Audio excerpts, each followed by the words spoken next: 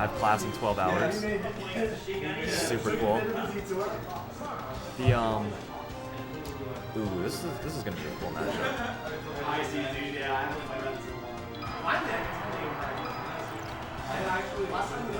Frozen. Ooh. You've got the cursor on Frozen, by the way. You've got the cursor on Frozen. I think you have it on Frozen Select because it was blue. Oh, okay. All right. I don't know how 20x XD works because I'm a scrub. So. Okay, so I mean, one thing that Eigen really did well was he started camping more and limited Yink's movement options. Yink is a player, as we mentioned before, that really thrives off of his movement options. Oh yeah. He really depends on being able, like having the freedom of movement. Oh yeah, definitely. Yeah, everyone's obviously like dependent on their movement, but with someone like Ganondorf, like without your movement, you really don't have anything. It's like with someone like Falco, like it's like, oh, I'm not moving well. It's like, oh, well, I can still like shine out a shield. I can still like up tilt. I can still like back air. But Ganondorf, like all he can kind of do is wheeze from one side of the stage to the other in between wave dashes out a shield. And maybe you can Randy side B, Randy down B. Yeah. Yeah, really for like, you know, movement, quote unquote, air quotes. But King's usually so good at getting that up throw up there. It's really on the platform. It's so impressive, honestly. You have to follow DI. You have to be really fast. I mean, something. Oh, yeah, that was textbook. Yeah, that was good stuff. That was not a Santa Barbara edge guard. I mean, that was. I mean, Keon could have DI'd it a little differently to not get spiked, right? The down air?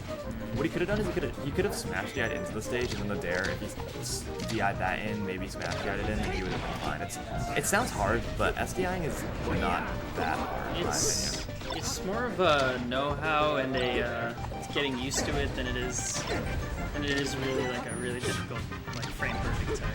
Yeah. Oh, yeah, definitely. Oh, and okay, that was a great side B. A lot of Falcos will shoot that laser to try to cover the instant side B or the instant up B, or even just catching the double jump. But by jumping that high and doing the side B, oh my goodness. Yeah, you see it too.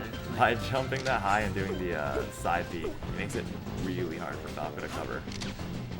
Just because he's already committed to shooting the laser. I think the big thing that Cam's showing in this matchup is he's kind of always being he's kind of one step ahead, and he's kind of he does have like a sort of lead on Keon right now. Like you'll notice that before this one instance that was kind of evident with this was he basically inputted a forward smash even though he didn't hit it like right after his lead. You saw that? Like he was like, okay, I'm gonna do this no matter what.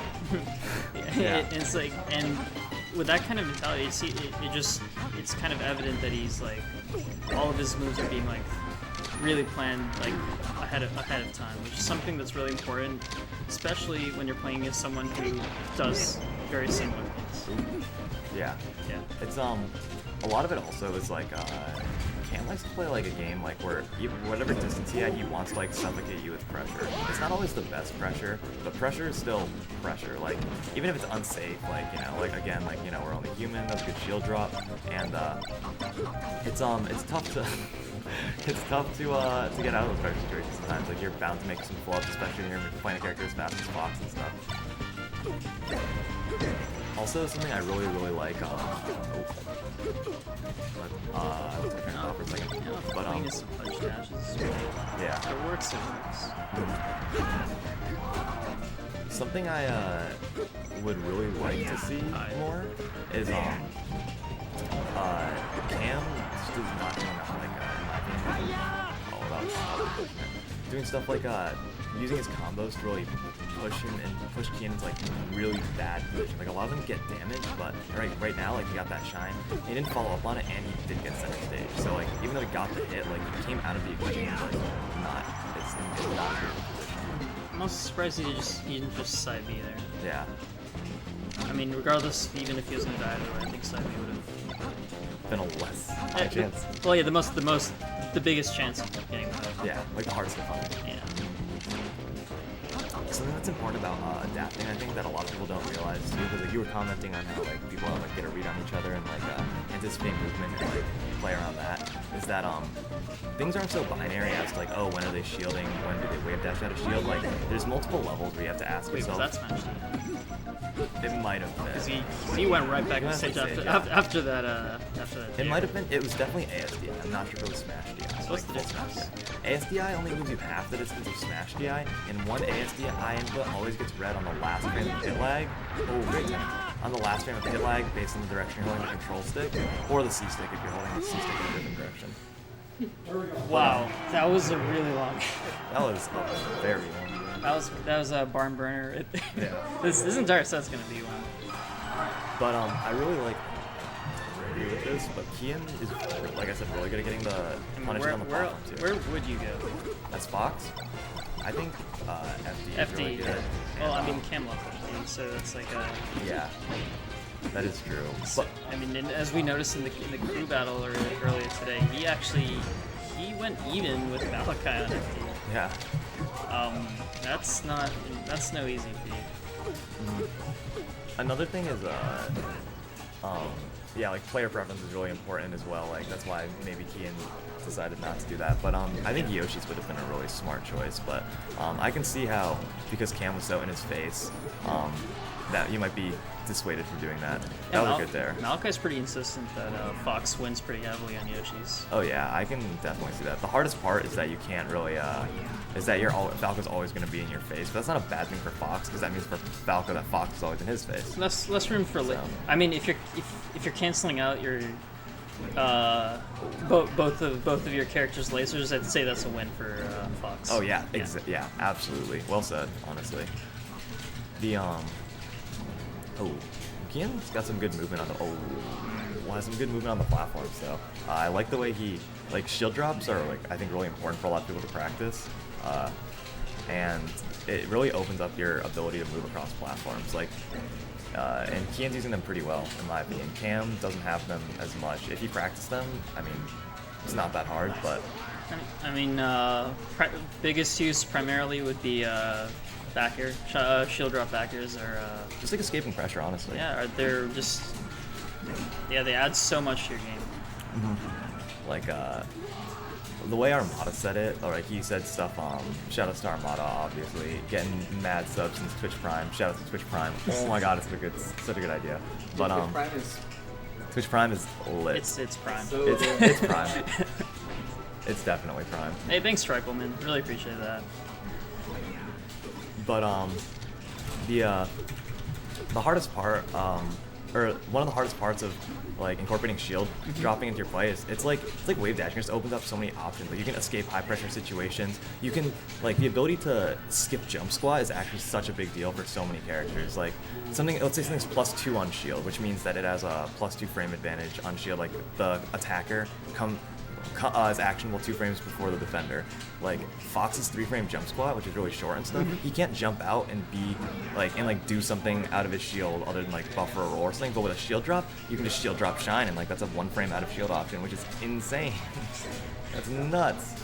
I mean, yeah. I mean, these days it's all about just it's all about how can we do it and can we do it faster. I mean, we're slowly converging to an era where shield drop is kind of a basic tech.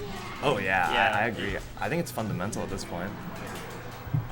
It just gives you so much. The Asian guy kind of sounds like Magic Scrumpy. Yo, shoutouts to Magic Scrumpy for producing amazing TAS content. However, I will say, anything he says about characters in Melee and how good or whatever stuff is, take it with a grain of salt. Fox is not as broken as Magic Scrumpy says he is. I do not like his Fox nerf video. I mean, there's some things that he made a lot of good points, but I feel like there's a lot of things that you can do to Fox. You could probably just make his up smash and up air kill a little later, and that's it. Yeah. I feel like even though there's innately broken parts about the game, like the 1-frame shine. I don't like the idea of just removing certain tech timings it's just because the game has a history that you do have to kind of respect. It's a sacred cow. It's but it's not like Social Security. Yeah. It's yeah. That's a good way of putting it. Yeah. There's definitely. It definitely has some value. Something I think Cam is really upped lately is his laser mix-up game. Like, he used to just be, it would be like laser, laser, nair, laser, laser, dare. But now, he's doing stuff like laser shine, laser grab, like laser jab, like... Yeah, just like Cam. You said that right there, and Yep. it happens. I mean, I feel like one thing that that Cam could really implement, Falco can shine grab as well, right? Oh yeah, Yeah, absolutely. I mean, I feel like I don't see Cam doing that a lot. There's a Yeah. lot of times where he gets these empty shines, and doesn't get too much out of them. But if I feel like if he implemented shine grab into his play, he would start being able to kind of control stage a lot more. Oh yeah, yeah. Falco's grab is like Falco's throws not so great, but Falco's grab is really good. Like because it just makes you feel less safe in shield. And if you're not shooting against Falco, like you're gonna have a bad time. Like you're gonna have a really bad time. Yeah, I mean there's a lot of things that he'll do to you, and that bird looks a lot more innocent than he actually is. Yeah. Something that Malachi said one time, I want to echo this sentiment, but like he mentioned that he talked to someone, I can't remember who it was, that was saying like, oh, shielding's a bad option, like you could always be moving or being somewhere else, and Malachi said the shielding is a one-frame option. Like you get the shield out like in one frame, like, and that's so true. Like I think that's such like a simple but like convincing argument to make for like shielding in any matchup. Oh, that was unfortunate miss. Yeah, But yeah, definitely. yeah. Oh, okay. That should be. That should be ledge grab. Okay, that works too. The one of the Parker's really good. He plays Smash. No, Parker's not a freshman. He played Smash 4 last year. Yeah. Yeah, he's my friend. I had to play him, and he's actually pretty good. He was a sheik. Mm-hmm. He switched because he just started like mailing works. The what was I gonna say? It was about oh yeah, shine grab. Shine grab's interesting because it's such a good like quote unquote guaranteed option. But the thing is, you also sacrifice being able to continue a pressure string. Like right there, Cam decides to shine again. Yeah, and like even though you could get the shine grab, like sometimes you have to just ask yourself like if it's worth it. It's like right. There was one time Mango. That's so true. On the top platform of Yoshi's. I can't remember exactly which set it was, but he up threw somebody onto there. I think it might have been Mido King, and instead of going for the up air, he landed and went for the up smash. It's not guaranteed, but the thing is the up smash killed when the up air would not have. So he's making the conscious decision in that situation to say, oh, like, you know, like, I'm not going to go for what's guaranteed. It's like a risk-reward thing. So it's like earlier today in the crew battle, instead of going for the counter to the Firefox on ledge, the guy went for the tipper forward smash. Tipper forward smash killed, counter wouldn't have. You would have had to follow up with edge guard. Oh yeah. Yeah. So yeah, I completely. Yeah, it's a perfect example. Yeah.